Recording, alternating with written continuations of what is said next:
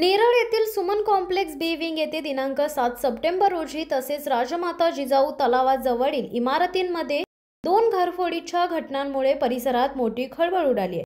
अज्ञात चोरट्यांनी मध्यरात्री व पहाटेच्या सुमारास कडी, कोयंडा आणि कुलूप तोडून घरात प्रवेश करून एकूण 67,000 किमतीचं सोनं व चांदीचे दागिने लंपास केल्याची माहिती समोर आली आहे।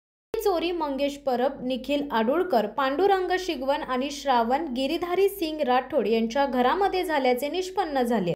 चोरट्यांनी बेडरूम मधील कपाटातून खालील मौल्यवान वस्तू चोरलेत।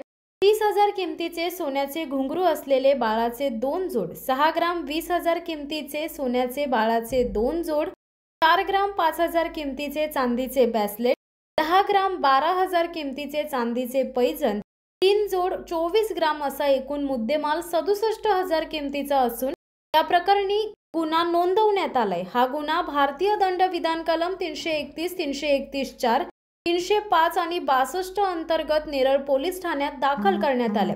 घटनास्थळी नेरळ पोलीस ठाण्याचे प्रभारी अधिकारी शिवाजी ढवळे व त्यांच्या टीमने भेट दिली असून पुढील तपास पोलीस उपनिरीक्षक गच्चे करीत आहेत।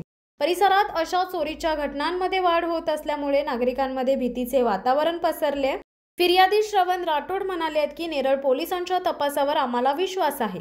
याआधीही त्यांनी गुन्ह्यांचा छडा लावलाय। त्यावेळी चोरट्यांना लवकर अटक होईल व मुद्देमाल परत मिळेल अशी आम्हाला आशा आहे। दरम्यान नेरळ पोलीस प्रशासनाने नागरिकांना सतर्कतेचे आवाहन केले। शिवसत्ता टाइम्ससाठी संदेश साळुंके, नेरळ। दे धडक बेधडक वृत्त देणाऱ्या आपल्या शिवसत्ता टाइम्स न्यूज चॅनलला लाल बटन दाबून सबस्क्राईब करा आणि बेल आयकॉनला क्लिक करायला विसरू नका।